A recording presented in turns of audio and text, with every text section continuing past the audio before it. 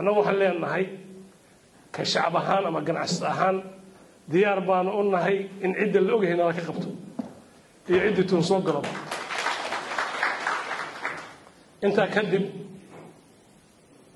ديار ما وحنا هي أنا الله شقي إنه مدحضة الدولة ده شعب كيرنا أنت بين الله شقي إنه ديار ما قلنا هي أبي أنا أبغى أقول ما هالسنة هاي شغلة على القبات وحنا أكسويه تاريخ ذا قرش دونته طبعا واحد في ليا بدنا هدي هلي هاي كذا كور مدحوين الساعة ودي كذا شعب كيس الله شقية وضن قلا وحن مرينا يا إناني أرجع حسوا براق الشين وهو يوم يغلق قبل لها أنت كذب أبغى هالسنة هاي ونسقلا شقينا ونسود ويننا السلام عليكم ورحمة الله وبركاته دوسن أمن جرين دينرو المجرتو haddaan amniga laga wada shaqayn oo ganacsatadu qayb weyn bay ka qaadan karaan runtii saan aaminsanahay qayb weyn bay ka qaadan karaan inay dawladda la shaqeeyaan markii dawladda iyo shacabka iyo ganacsatadeeda iyo eldariskeeda ay wada shaqeeyaan markaas wadanka la oran karaa horumarkiisa iyo nidaamkiisa meel buu gaari karaa laakiin waxaynu ku jirnay haddaynu ku sii jirno waxaan aaminsanahay wadankan in laisweydiin doono oo dee taariikh la oran doono khabar uma kaana macnaa waxyaalahaas baa jiri jiray marka madaxweynahana aad iyo aad baan ugu mahadcelinaynaa go'aanka geesinimada leh uu qaatay uu ku dhiiraday culayska intaa leeg inuu magac dhigo dee kolley waxaan u malaynayaa dee innaga madaxweynuhuna waa inala hadlayoo dee kaalinteennii baa harsan inaynu meeshaan wacyigelin dhaqaale waddo walba oo aynu amnigeenna ku xaqiijin karno inaynu uga qayb qaadano waa arrin muhiimadeeda leh insha allah waxaan rajaynayaa hadduu alla yiraahdo Puntland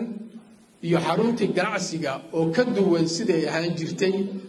bilaha soo socda iyo sanadaha soo socda in la arko mid waa tahniyad aan madaxweynaha iyo dawladda Puntland iyo ciidamada u tahniyadeynayo runtii waxa weeyaan hawsha ay qabteen oo mustaqbalkeena iyo jiritaankeenaba uu ku dhisan yahay oo la'aanta arintaas hadaan la qaban lahayn xaalkeen maanta si kale ahaan lahaa oo meeshan madashan quruxda badan oo aynu fadhino ayna fadhineen marka waxaan leenahay aad iyo aad baad ugu mahadsantihiin waajibaadkaas idin saarnaa oo qabateen waa ku qasbannahay inaan dawladda la shaqeyno inaan ka taageerno in kaalintaayada mar walba noo baahdo aanu garab taagnaano dawladda qodobada uu madaxweynuhu ka sheekeeyayna insha Allah iyadana mustaqbalka diyaar baan u nahay qaybtaayada inaan ka qaadano aad baa u mahadsantiin marka ganacsatada waxaan leeyahay inay isu soo dhawaadaan dawladda inay u soo dhawaadaan shacabka inay u soo dhawaadaan beelaha walaalahooda isleenayo hadda saraag ugu dambayso oo nabadeynta kala shaqeeyaan haddii aan nabadi jirin nolol ma jirto qofka duu bakhaarkiisa iskaga jiro beel kala raadinaysa adoo mid la fadhiya waa ku agdhimanaysa annaga hadda beel ahaan mar baan waxaanu gaarnay inaana waxna dili baanaan aqoonba intaanu qabaa'ilka la diriray shabaabka noo dheeryahay daacish noo dheer tahay qofka waa iska aasnaan la isweydiinba wax dilayba nin xaafadda hadduu dhinto hadda ilaahay mahadiisa sidoo hore gobolka bari waa ka roon yahay walaada hadda sanaa ka soo cusboonaatay maaha difaaceennina xagga way noo fiican yahay meel fiican bay maraysaa daacishna maanta awooday wax ku soo weerarto ma leh marka ganacsatadu madaxweyne haddana waa shaqeeyaan difaacana waa ka qayb qaateen intaa ka ballaarana waa laga sugayaa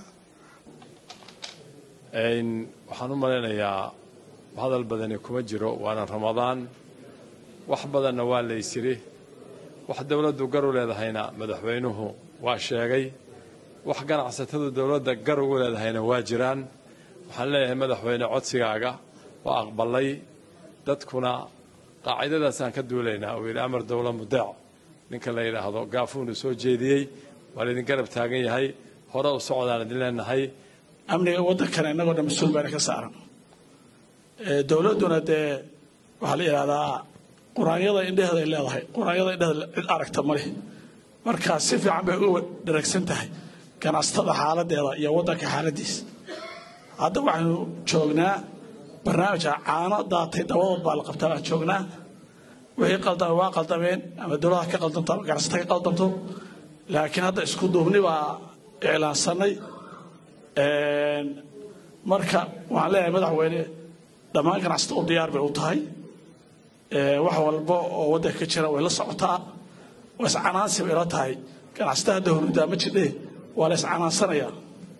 marka ganacsatada u diyaar bay u tahay wax walba insha allahu waan ku faraxsannahay hawsha socota inaan ka qayb qaadano insha allah horena ugu qayb qaadan jiray haddana waan ka qayb qaadanina insha allah hadalku iska kooban yahay